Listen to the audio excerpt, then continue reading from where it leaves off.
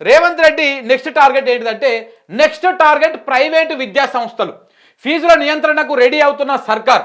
మొన్న real estate సంస్థలు, నిన్న సినిమా ఇండస్ట్రీ, నేడు ప్రైవేటు విద్యా సంస్థల యాజమాన్యాలు. చెరువుల రక్షణ పేరుతో హైడ్రా ప్రకటన. పేదల గూడులు చెరగొట్టి ఆగం చేసినటువంటి రంగనాథ్.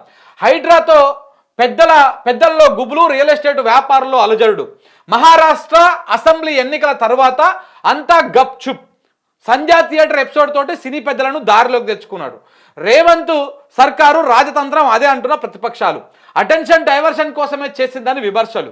ప్రస్తుతం విద్యా వ్యవస్థ పైన ఫోకస్ చేసిందన్న గుసగుస. దారిలోకి తెచ్చుకునేందుకే టీజీఈసీ రిపోర్టా. ఇప్పటికే ఫీజుల నియంత్రణ పేరుతో మంత్రుల ప్రకటనలు, వారిని భయపెట్టేందుకేనన్న వ్యాఖ్యలు. ప్రభుత్వ పెద్దల లక్ష్యంగా ప్రైవేటు విద్యా సంస్థలు కనబడతా ఉన్నాయి. హైడ్రాతో రియల్ ఎస్టేట్ వ్యాపారులను, అల్లు అర్జున్ కేసుతో ఫిల్మ్ ఇండస్ట్రీ వర్గాలను రేవంత్ సర్కార్ తన దారికి తెచ్చుకుందన్న విమర్శలు పెద్ద ఎత్తున వస్తున్నాయి. ఈ క్రమంలోనే విద్యారంగం పైన కూడా ప్రభుత్వం ఫోకస్ చేసినట్టుగా తెలుస్తోంది. ధన ప్రవాహం ఎక్కువగా ఉండే ఈ వ్యవస్థను తన నెక్స్ట్ టార్గెట్గా పెట్టుకుందన్న గుసగుసలు కూడా పొలిటికల్ సర్కిల్స్లో బాగా వినిపిస్తున్నాయి. బడా కార్పొరేట్ విద్యా సంస్థలను గుప్పిట పెట్టుకునేందుకు ప్రణాళికలు రచిస్తుందని ప్రచారం అవుతోంది. అందులో భాగంగానే ఫీజుల నియంత్రణ అనే కాన్సెప్ట్ను తెర మీదకు తెచ్చారన్న ప్రచారం కూడా జరుగుతోంది. కొంతమంది మంత్రులు కూడా ఫీజుల నియంత్రణ అంశాన్ని స్ట్రెస్ చేసి చెప్పడం వెనక అసలు విషయము ఇదేనన్న చర్చ కూడా జరుగుతూ ఉంది. ఒకసారి ఈ వార్త మొత్తం చదివిన తర్వాత ఏ విధంగా ఉండబోతుందో మీకు చెప్పేటువంటి ప్రయత్నం చేస్తా. రాష్ట్రంలో ఇష్టారాజ్యంగా ఫీజులు వసూలు చేస్తున్న ప్రైవేటు విద్యా సంస్థలను కట్టడి చేసేలా రాష్ట్ర విద్యా కమిషన్ అంటే టీజీఈసీ ప్రభుత్వానికి కీలక సూచనలు, సిఫార్సులు చేయనుందన్న వార్త రాజకీయ వర్గాల్లో హాట్ టాపిక్ గా మారింది. మాట వినని మొండిగా ఉన్న వారిని తమ దారిలోకి తెచ్చుకునేందుకు ప్రభుత్వం వేసిన పాచికగా దీన్ని పలువురు అభివర్ణిస్తున్నారు. ఫీజుల నియంత్రణ అనేది దశాబ్దాలుగా ఉన్న సబ్జెక్టు. కానీ ఏ సర్కారు కూడా, ఒకసారి ఇక్కడ చూడండి, ఏ సర్కార్కు కూడా అది సాధ్యం కాలేదని విద్యారంగ నిపుణులు అంటున్నారు. ప్రైవేటు సంస్థలు లక్షల్లో ఫీజులు వసూలు చేస్తున్నా దానిపైన పూర్తి స్థాయి నియంత్రణ తీసుకురాలేకపోయారన్నది వారి వాదన. అయితే రేవంత్ సర్కారు ఏర్పాటు చేసిన టీజీఈసీ ద్వారా వాటిపై నియంత్రణ తీసుకురాబోతున్నారు అని కాంగ్రెస్ వర్గాలు ప్రచారం చేస్తున్నాయి. అకునూరు మురళి లాంటి వారితో విద్యా కమిషన్ ఏర్పాటు చేసింది కూడా దానికోసమేనని చెప్పుకుంటున్నాయి. సో విద్యారంగాన్ని గాడిన పెట్టేందుకు, మాఫియా నుంచి బయట పడేసేందుకు ఇది ఖచ్చితంగా ఉపయోగపడుతుందని అంటున్నారు. ప్రైవేటు స్కూళ్లలో ఫీజుల నియంత్రణ విధానం పైన అందరికీ ఆమోదయోగ్యమైన నిర్ణయం ఉంటుందని రాష్ట్ర విద్యా కమిషన్ చైర్మన్ అకునూరు మురళి అంటున్నారు. విద్యా సంఘాలు, విద్యార్థుల తల్లిదండ్రులు, వివిధ స్కూళ్ల యాజమాన్యాలతో విస్తృత సంప్రదింపులు జరిపామని, ఫీజుల నియంత్రణ వల్ల పేద వర్గాలకు ఊరట ఉంటుందని ఆశిస్తున్నామని ఆయన అంటున్నారు. ఇదే సమయంలో మంత్రులు శ్రీధర్ బాబు, సీతక్క లాంటి వాళ్ళు ఫీజుల నియంత్రణ పైన పదే ప్రకటనలు చేయడం పలు సందేహాలకు తావిస్తోంది. టార్గెట్ కోసమే వారు ఫీజుల అంశం లేవనెత్తున్నారని ప్రతిపక్షాలు వ్యాఖ్యానిస్తూ ఉన్నాయి. హైడ్రాపై మొదట్లో ఇలాంటి ప్రచారమే జరిగింది. చెరువుల పరిరక్షణే ధ్యేయమని, నగరానికి పూర్వ వైభవం తీసుకురావాలన్న లక్ష్యంతో హైడ్రా రూపకల్పన జరిగిందని సీఎం రేవంత్ రెడ్డి గతంలో ప్రకటించారు. అంతేగాక భగవద్గీత స్ఫూర్తితో హైడ్రా కూల్చివేతలు ప్రారంభించామని ఆయన చెప్పడం విశేషం. తమ ప్రభుత్వంలో భాగమైన ఎవరిని వదిలిపెట్టబోమని చెప్పడం గమనార్హం. హైడ్రా కూడా రంగంలోకి దిగి వెంటనే అక్కినేని నాగార్జునకు సంబంధించిన కన్వెన్షన్ సెంటర్ను కూల్చడం అప్పట్లో సంచలనంగా మారింది. దానికి వెనక ఉన్న రాజతంత్రం పక్కన పెడితే ప్రజల్లో మాత్రం ఇది పెద్ద సందేశాన్ని తీసుకువెళ్ళింది. అయితే సీఎం సోదరుడు తిరుపతి రెడ్డి, ఎంఐఎం ఓవైసీలకు చెందినటువంటి కాలేజ్ తదితరాలపైన మాత్రం హైడ్రా ఉక్కుపాదం మోపలేకపోవడం పలువురిని ఆశ్చర్యానికి గురి చేసింది. కానీ అదే సమయంలో పేదలు, మధ్యతరగతి వారిపై మాత్రం హైడ్రా బుల్డోజర్లు దూసుకు వెళ్ళాయి. తమ కష్టార్జితాన్ని నేలపాలు చేయవద్దని మొత్తుకున్న వారి వేదన అరణ్యరోదన అయింది. కోర్టు మొట్టికాయలతో కానీ హైడ్రా పరుగులు ఆగలేదు. ఈ క్రమంలోనే రియల్ ఎస్టేట్ వ్యాపారులను బెంబేలెత్తించి మహారాష్ట్ర ఎన్నికలు, హర్యానా ఎన్నికలకు డబ్బులు సమకూర్చుకున్నారన్న ఆరోపణలు బీజేపీ, బీఆర్ఎస్ కూడా చేసింది. విచిత్రంగా ఆ ఎన్నికలు అయిపోగానే హైడ్రా కూల్చివేతలు కూడా తగ్గుముఖం పట్టినాయి. చిన్న చిన్న పార్కుల విషయంలో తప్ప మరో విషయంలో హైడ్రా కమిషనర్ రంగనాథ్ పెద్దగా స్పందించిన దాఖలాలు కూడా లేవు. ఈ నేపథ్యంలోనే కృష్ణకాంత్ పార్కు కూడా చెరువును ఆక్రమించి కట్టారన్న ఆరోపణలు రావడము, రంగనాథ్ ఇల్లు దాని పక్కనే ఉండటము, బక్కజెర్సన్ లాంటి సీనియర్ రాజకీయ నాయకులు ఆరోపణలు తీవ్రతరం చేయడంతో హైడ్రా కార్యక్రమాలు పూర్తిగా సన్నగిల్లిపోయినాయి. కేవలం పెద్దలను, రియల్ ఎస్టేట్ వ్యాపారులను బెదిరించడానికి మాత్రమే హైడ్రా అన్న ప్రతిపక్షాల ఆరోపణలకు బలం చేకూర్చేలా ఈ వ్యవహారం నడిచింది. ఇది హైడ్రాకు సంబంధించినటువంటి వ్యవహారం. ఇక ఫిల్మ్ ఇండస్ట్రీకి చూసుకుంటే, ఇక ఫిల్మ్ ఇండస్ట్రీ పెద్దలకు అల్లు అర్జున్ అరెస్టుతో సాకిచ్చినట్టు అయ్యిందన్న చర్చ కూడా జరుగుతోంది. అసలు విషయాలను పక్కదో పట్టించడానికి, ధన ప్రవాహం ఎక్కువగా ఉండే సినీ పరిశ్రమను దారిలోకి తెచ్చుకోవడానికి ఈ వ్యవహారం అని ప్రతిపక్షాలు కూడా విమర్శిస్తున్నాయి.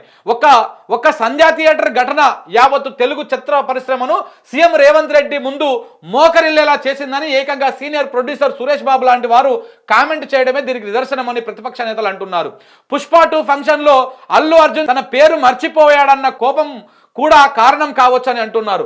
ఆ తర్వాత పెద్దలంతా కలిసి వెళ్ళి సీఎం రేవంత్ రెడ్డిని కలవడంతో ఆ ముచ్చట అందరూ మర్చిపోయారు. ప్రభుత్వానికి కావాల్సింది ఏంటో వాళ్ళకు దక్కడంతోనే సైలెంట్ అయ్యిందన్న చర్చ కూడా జరుగుతోంది. దీనికి తగ్గట్టే బెయిల్ అంశం కూడా సాగుతుందని పలువురు వ్యాఖ్యానిస్తున్నారు. అల్లు అర్జున్ యాటిట్యూడు, సీఎం ఈగోను దెబ్బతీయడంతో పాటు తాము చెప్పింది చేయాలన్న అహం కూడా ప్రభుత్వంలో ఉండటం వల్లే ఇదంతా జరిగిందన్న చర్చ కూడా అవుతోంది. ఇప్పుడు విద్యా వ్యవస్థ పైన ఫోకస్ చేయడంలో కూడా ఇలాంటి కోణమే ఉందన్న చర్చ జరుగుతోంది. కార్పొరేట్ మాఫియా చేతుల్లో బందీ అయిన విద్యా వ్యవస్థను బాగు చేసే లక్ష్యం కన్నా దాని నుంచి డబ్బులు లాగే తాపత్రయమే తమకు కనబడుతుందన్న అభిప్రాయాన్ని ప్రతిపక్ష నేతలు వ్యక్తం చేస్తూ ఉన్నారు. విద్యా కమిషన్ రూపొందించిన రిపోర్టు కేవలం సిఫార్సుల వరకు మాత్రమే పరిమితం అయ్యేలా కనిపిస్తోందని అంటున్నారు. ఎంత చేసినా రేవంత్ సర్కారు దాన్ని తనకు తగ్గట్టుగా మలుచుకుంటుందన్న వ్యాఖ్యలు వినిపిస్తూ ఉన్నాయి. కార్పొరేట్ విద్యా సంస్థను లైన్లోకి తెచ్చుకోవాలన్న ఆలోచనలో సర్కారు ఉందన్న చర్చ జరుగుతోంది. అందుకే టీజీఈసీ రిపోర్టును తెర మీదకు తెచ్చారన్న ప్రచారం కూడా ఉన్నది.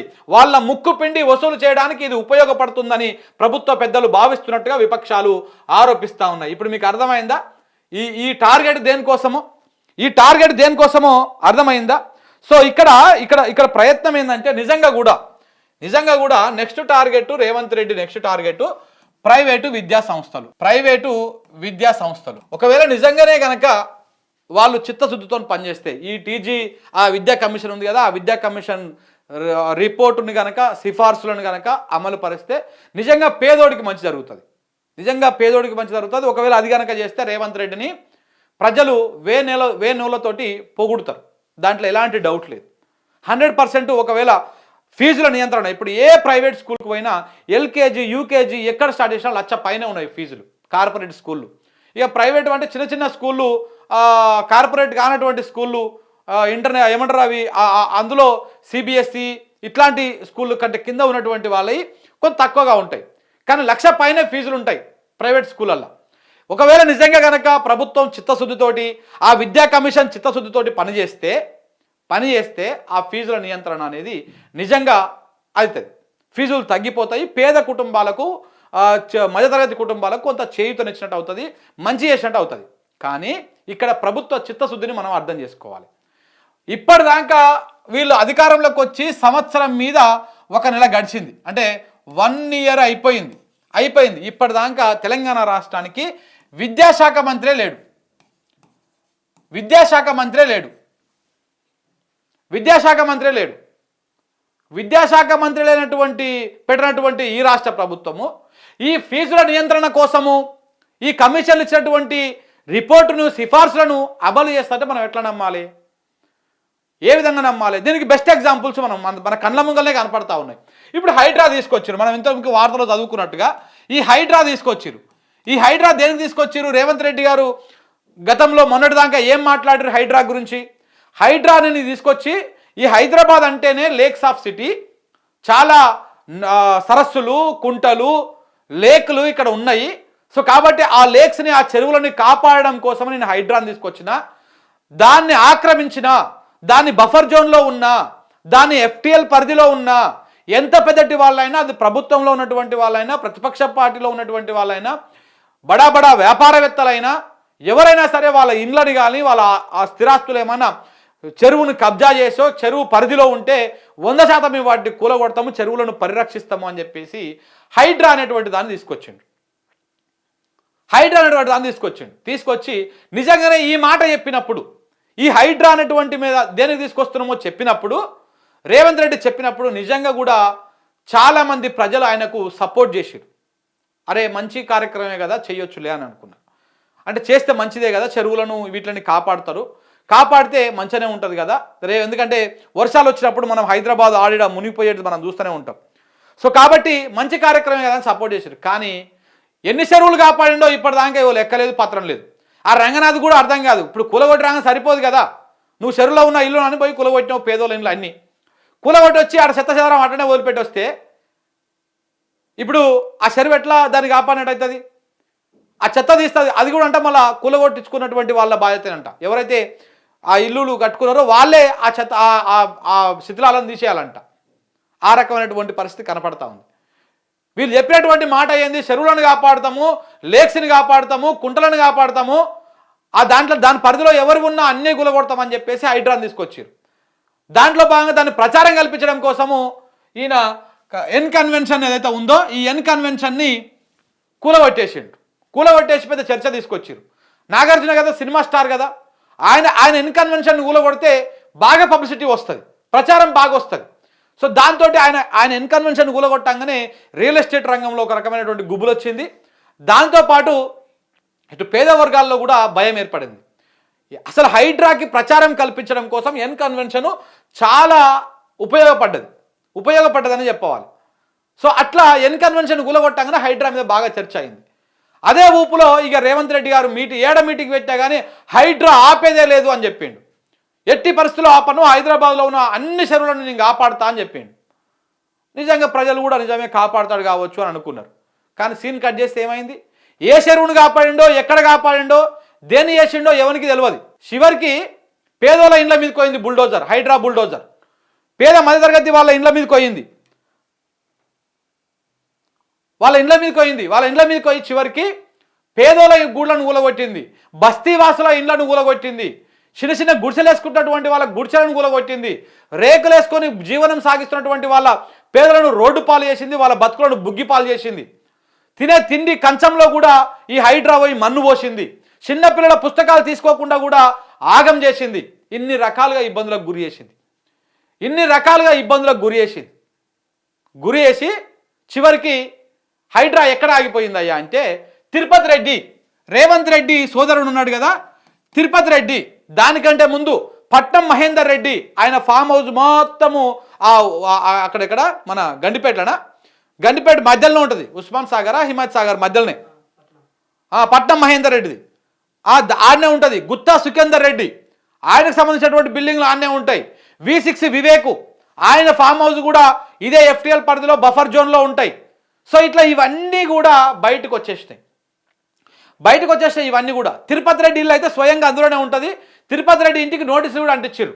అది అంటించినప్పుడు కూడా ఇక కాంగ్రెస్ బ్యాచ్, కాంగ్రెస్ మీడియా అరే అన్నను కూడా వదిలిపెట్టని సీఎం రేవంత్ అద్భుతమైనటువంటి నిర్ణయం తీసుకున్నాడు, అన్న ఇంటిని కూడా రేపు కూలగొడతాడు, ఎల్లుండి కూలగొడతాడు ప్రచారం చేశారు. సీన్ కట్ చేస్తే నెల రోజులు అయిపోయినాక అందరు ఇండ్లు కూలగొడతాందుకేమో వారం టైం ఇచ్చిర్రు. వారంలో మీరు కాల్ చేసిపోవాలి, లేకపోతే మేము వచ్చి కూలగొడతామని. వాళ్ళ అన్న ఇంటికి మాత్రము 2 నెలల 3 నెలల సమయం ఇచ్చారు. ఆ గ్యాప్లో రేవంత్ రెడ్డి అన్న ఏం చేసిండు? తిరుపతి రెడ్డి హైకోర్టుకు పోయి స్టే తెచ్చుకున్నాడు. మిగతా వాళ్ళు స్టే తెచ్చుకుంటేనేమో హైడ్రాకు ఆ స్టేలు పనిచేయలేదు. ఓవైపు కోర్టు ఆర్డర్స్ ఉన్నా కానీ దీన్ని కూలగొట్టే కార్యక్రమాన్ని రంగనాథ్ విజయవంతంగా పూర్తి చేసిండు. కానీ తిరుపతి రెడ్డికి మాత్రం ఇంటికి మాత్రం బుల్డోజర్ పోలేకపోయింది. అక్కడ దాని దగ్గరికి కూడా దాని ప్రహారీ గోడను కూడా టచ్ చేయలేకపోయింది. అది కూడా FTL పరిధిలోనే ఉన్నది. అందరి ఇండ్లు కూలగొట్టినప్పుడు మరి తిరుపతి రెడ్డి సీఎం సొంత అన్న అయినటువంటి తిరుపతి రెడ్డి ఇంటిని ఎందుకు కూలగొట్టలేకపోయారు? ఎందుకంటే సీఎం అన్న కాబట్టి. అక్కడ హైడ్రా ఫెయిల్ అయిపోయింది. దాని మీద అప్పటికి అక్కడ నీళ్ళని అమ్ముకున్నాయి. ఆ గ్యాప్ లోపల హర్యానా ఎన్నికలు అయిపోయినాయి. నెక్స్ట్ మహారాష్ట్ర ఎన్నికలు ఉన్నాయి. ఈ మహారాష్ట్ర ఎన్నికలు అయిపోయినాక హైడ్రా కొనసాగాలని టార్గెట్గా పెట్టుకున్నట్టున్నారు ప్రభుత్వం పెద్దలు. సో అలాగనే మీకు ఆ పక్కన అయిపోయింది, అట్లనే కూలగొట్టుకుంటూ వచ్చారు. ఈ గ్యాప్ లోపల బీజేపీ వాళ్ళు మంచి పాయింట్ పట్టుకున్నారు. MIM సంబంధించినటువంటి అసదుద్దీన్ ఓవైసీలకు సంబంధించినటువంటి కాలేజీలు మూసీ నది మధ్యలో కట్టిర్రు. దాన్ని కూలగొట్టాలి. మీరు కూలగొట్టకపోతే ఎట్లా? అన్ని కూలగొడతా ఉన్నారు, అది కూడా కూలగొట్టాలి. దాంతోపాటు ఇటు బీఆర్ఎస్ వాళ్ళు కూడా ఆరోపణలు చేశారు. ఒకవేళ నువ్వు ఎఫ్టీఎల్లో ఉన్న అన్ని కూలగొట్టాలంటే ట్యాంక్ బండ్ మీద ఉన్నటువంటి దాంట్లో మన సెక్రటరేట్ ఎఫ్టీఎల్ అనే ఉంటుంది, మన అంబేద్కర్ విగ్రహం ఎఫ్టీఎల్ అనే ఉంటుంది. ఆ ట్యాంక్ బండ్ పరిసర ప్రాంతాల్లో ఉన్నటువంటి నెక్లెస్ రోడ్ కానీ, ఆ బిల్డింగ్లు కానీ, ఆ రోడ్లు కానీ అన్నీ కూడా ఎఫ్టీఎల్ పరిధిలోనే ఉంటాయి. అవన్నీ కూలగొట్టేస్తారా అని చెప్పేసి కూడా చర్చ తీసుకొచ్చారు. ఎవరు? ప్రతిపక్ష నాయకులు, బీఆర్ఎస్ పార్టీ వాళ్ళు కానీ, బీజేపీ వాళ్ళు కానీ, మేధావులు కానీ, బక్క జర్సన్ లాంటి వాళ్ళు కానీ, వీళ్ళందరూ కూడా చర్చ తీసుకొచ్చిన ఇక దాంతో అది కొంత అటు ఓవైసీని బిల్డింగ్ టచ్ చేయలేకపోయింది రేవంత్ రెడ్డి. ఎందుకంటే టచ్ చేస్తే సినిమా మారిపోతుంది కదా. ఇప్పుడు బీఆర్ఎస్ వాళ్ళు బీజేపీ వాళ్ళు టచ్ చేస్తాడు, బీజేపీ వాళ్ళు టచ్ చేయడు, బీఆర్ఎస్ వాళ్ళు అయితే వెంటనే టచ్ చేస్తాడు. కానీ వీళ్ళు టచ్ చేయలేకపోయాడు. అక్కడ తిరుపతి రెడ్డి ఇల్లు, ఇక్కడ ఓవైసీ కాలేజీలు, ఇక్కడ ఆ మూసినదిలో ఉన్నటువంటి పరిధిలో ఉన్నటువంటి మెట్రో స్టేషన్లు, దాంతోపాటు ఇటు ట్యాంక్ బండ్ పరిసర ప్రాంతాల్లో ఉన్నటువంటి ఎఫ్టీఎల్ పరిధిలో ఉన్నటువంటి మన తెలంగాణ సెక్రటరేట్ కానీ, అంబేద్కర్ విగ్రహం కానీ, నెక్లెస్ రోడ్ కానీ, అమరవీరుల జ్యోతి కానీ, అమరజ్యోతి కానీ, ఇట్లాంటివన్నీ కూడా అవన్నీ కూడా ఎఫ్టీఎల్ పరిధిలోనే ఉన్నాయి. దీంతో మొత్తం అది అయిపోయింది. ఇది అయిపోయిన తర్వాత ఇక చివరిగా ఎవరైతే ఈ కూలగొట్టే కార్యక్రమాన్ని చేస్తా ఉన్నారో రంగనాథు, ఈ రంగనాథ్ ఇల్లు కూడా బఫర్ జోన్లోనే ఉంది, చెరువులోనే ఉంది అని చెప్పేసి బక్కా జడ్సన్ అన్న సంచలన విషయాలను బయటపెట్టి ఒక మ్యాప్ను తీసుకొచ్చి చాలా కష్టపడి ఆ మ్యాప్ను తీసుకొచ్చి మిస్టర్ రంగనాథ్ నువ్వు కట్టుకున్నటువంటి ఇల్లు కూడా బఫర్ జోన్లోనే ఉంది, ఎఫ్టీఎల్ పరిధిలోనే ఉన్నది, నాలాను కబ్జా చేసి నువ్వు కట్టినావు అని చెప్పేసి ఆయన కూడా విషయాలను బయటపెట్టేసరికి మన రేవంత్ తీసుకొచ్చినటువంటి హైడ్రా కమిషనర్ రంగనాథ్ కిందకే నీళ్ళు వచ్చినాయి. ఎందుకంటే ఆ నీళ్ళు కూడా బఫర్ జోన్లోనే ఉంది కాబట్టి. ఆ నీళ్లు రావడంతో ఇక మొత్తానికే హైడ్రా పరిసమాప్తం అయిపోయింది. హైడ్రా మొత్తం మూతపడేట అయిపోయింది. అప్పటికి మహారాష్ట్ర ఎన్నికలు కూడా అయిపోయినాయి. ఈ హైడ్రా దేనికోసం తెచ్చిర్రు? చెరువులను కాపాడడం కోసం తెచ్చామని చెప్పారు. కానీ హైడ్రా ఏం చేసింది? పేదల ఇళ్లను కూలగొట్టింది, టార్గెటెడ్గా కొన్ని బిల్డర్లను కూలగొట్టింది, కావాల్సిన సంచులు వచ్చినాయి, కావాల్సినవి అన్నీ వచ్చినాయి, అవన్నీ తీసుకుపోయి ఇటు హర్యానాకు ఇటు మహారాష్ట్రకు పనిచేసారు. దాని టాస్క్ అయిపోయింది, దాన్ని ఇప్పుడు బొందబెట్టారు. ఇప్పుడు రంగనాథ్ కింద మీద పడతా ఉన్నాడు, హైడ్రా చచ్చిపోలేదు, బతికే ఉంది, మేము మళ్ళా కూలగొట్టే కార్యక్రమం చేస్తాము, మేము పెద్ద దేశ ఉద్ధరణ కార్యక్రమాలు చేస్తున్నాం అని చెప్పేసి మాది ఇంకా ఆగిపోలేదని ఆయన వచ్చి మీడియా ముఖంగా ప్రకటించుకోవాల్సినటువంటి పరిస్థితి వచ్చింది. రంగనాథ్ గారికి అన్ని ఛానళ్ళకు ఇంటర్వ్యూలు ఇస్తారు రంగనాథ్. మాలాంటి వాళ్ళని పోయి అడిగారు అనుకో అసలు దగ్గర కూడా రానియాడు. ఎందుకు? మేము మా మంగళ కూర్చుంటే మేమంతా ఇప్పి కూర్చోబెడతాం కదా. వాస్తవం ఏంది, ఇలా భాగవతం ఏంది, ఈ హైడ్రా ఏంది, దుకాణం ఏంది, కూలగొట్టేటువంటి అధికారం ఎవడిచ్చిండు వీళ్ళకి, ఏం చేసిండు, మరి ఇవెందుకు కూలగొట్టలేదు, అవెందుకు కూలగొట్టలేదు మేము అడుగుతాం కదా. చిన్న ఛానల్ కానుంచి మొదలు పెడితే పెద్ద ఛానల్ దాకా అందరికి ఇంటర్వ్యూలు ఇచ్చిండు. కానీ ప్రభుత్వాన్ని ప్రశ్నిస్తున్నటువంటి ఛానళ్ళకి, ప్రజల పక్షాన మాట్లాడుతున్నటువంటి ఛానళ్ళకి ఎవ్వరికి కూడా రంగనాథ్ ఇంటర్వ్యూలు ఇస్తలేడు, కనీసం మా ఫోన్ కూడా ఎత్తలేడు. సో దాంతో ఇప్పుడు ఈ రకమైనటువంటి కథ అయింది. మరి ఏమైంది చివరికి? హైడ్రా తెచ్చింది దేనికోసము, హైడ్రా వల్ల జరిగింది ఏంటిది, హైడ్రా వల్ల ఎవరికి ఉపయోగమైంది, ఇది ఒక పాయింట్. ఇంకొకటి ఇప్పుడు మన సినీ రంగం చేతులకు రావట్లేదు రేవంత్ రెడ్డి చేతులకి. సీఎం అయినప్పుడు కూడా ఎవరు వచ్చి నన్ను కలిసిపోలేదు పెద్దగా, ఎక్కువ అందరూ పెద్ద వాళ్ళు ఎవరు రాలేదు. కాబట్టి సినీ రంగము చేతులకు వస్తలేదు, గ్రిప్లకు వస్తలేదు. రాకపోయేసరికి చూస్తూ ఉన్నాడు అదును కోసం ఎట్లా తీసుకొచ్చుకోవాలని చెప్పేసి. ఆ మధ్యలో ఈ డ్రగ్స్ కేసుని మళ్ళీ తిరగదోద్దాము, మళ్ళా తోడుదామనేటువంటి ప్రయత్నం చేశారు. కానీ కర్ణాటక నుంచి ఒత్తిళ్ళు వచ్చినాయి. అరే మూసుకొని కూర్చోరా అబ్బాయి, నీ ప్రభుత్వం రావడానికి నేను సంచులు పంపించిన అని చెప్పేసి అక్కడ నుంచి రావాల్సిన ఒత్తులు వచ్చినాయి. ఆ ఒత్తులు రావడంతో ఇక దాన్ని బంద్ పెట్టిండు, దాన్ని జోలికి పోలే పెద్దగా. దాన్ని జోలికి పోకుండా ఎట్లా అని చూస్తున్నాం కదా, టక్కున అల్లు అర్జున్ దొరికిండు. అల్లు అర్జున్ పుష్ప 2 సినిమా రిలీజ్ అయింది. ఆ సినిమా రిలీజ్ అయిన సందర్భంగా ఒక సంధ్య థియేటర్లో బెనిఫిట్ షో చేసిరు. ఆ బెనిఫిట్ షోకు కూడా ప్రభుత్వమే అనుమతిచ్చింది. ప్రభుత్వం అనుమతిచ్చి ఆ బెనిఫిట్ షోకు అల్లు అర్జున్ పోయిండు. సో ఆ లోపల అక్కడ తొక్కిసలాట జరిగింది. అక్కడ రేవతి అనేటువంటి ఒక మహిళ చనిపోయింది. నిజంగా దురదృష్టకరం. ఆ ఫ్యామిలీకి సంబంధించినటువంటి ఇంకొక తేజ్ అనేటువంటి బాబు ఆసుపత్రిలో పడ్డాడు, ఇప్పుడిప్పుడే కోలుకుంటున్నాడు శ్రీతేజ. సో ఈ ఘటన నేపథ్యంలో అల్లు అర్జున్ పోవడం వల్లనే ఆమె చనిపోయిందని చెప్పేసి ఈ విషయాన్ని మొత్తాన్ని అల్లు అర్జున్ మీద టార్గెట్ పెట్టేసి, ఇటు అల్లు అర్జున్ కూడా ఇటు టీడీపీకి ఇటు జనసేనకి కామన్ శత్రువు అయిపోయింది. ఎందుకంటే ఆయన ఏపీలో అక్కడ ప్రచారం చేసిండు కాబట్టి వైసీపీ తరఫున కొంతమందికి. సో కాబట్టి ఇట్లా రేవంత్ రెడ్డి దాన్ని పట్టుకొని సినిమా ఇండస్ట్రీ మొత్తాన్ని తన గుప్పిట్లోకి తెచ్చుకున్నాడు.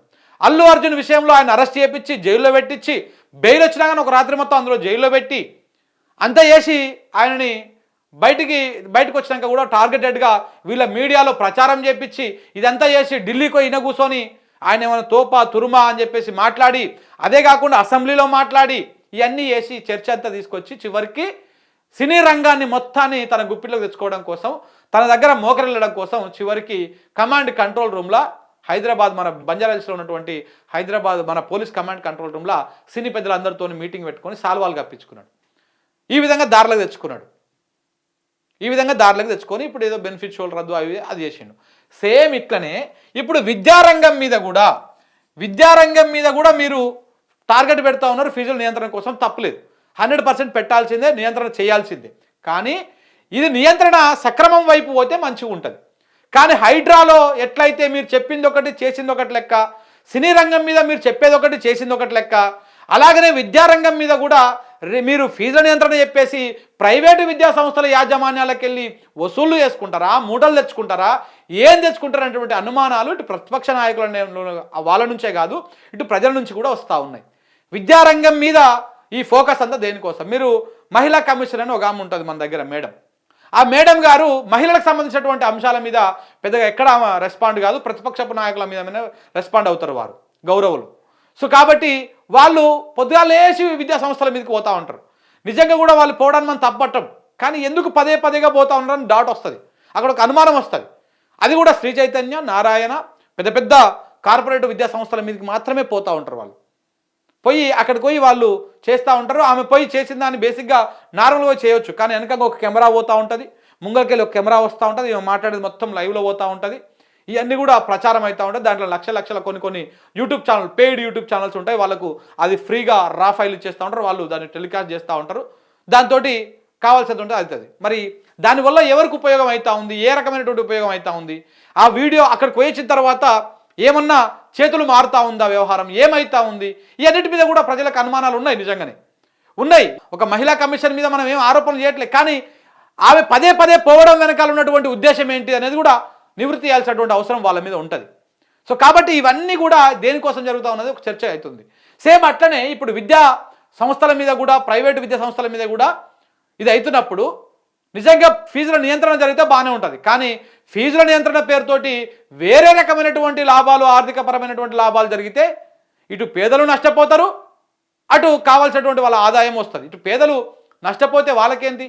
హైడ్రా విషయంలో ఎంతమంది పేదోళ్ళ గూడు లేకుండా అయినాయి, ఎంతమంది ఆగమయ్యర్రు, ఎంతమంది ఐదయ్యర్రు, కానీ వాళ్ళకి కావాల్సినటువంటి లాభం వచ్చింది కదా. సేమ్ అట్లనే ఇది కూడా కాబోతా ఉందా, ఇది కూడా జరగబోతా ఉందా ఏంటి అనేటువంటి అంశము ఇప్పుడు చర్చనీయాంశంగా మారింది. నిజంగా విద్యారంగం మీద నిజంగా ఫోకస్ పెడితే మంచిదే, కానీ ఆ ఫోకస్, ఆ టార్గెట్ మూటల కోసం, సంచుల కోసం అయితే మొత్తానికే వ్యవస్థ కొలాప్స్ అయ్యేటువంటి ప్రమాదము ఉన్నది మిత్రులారా.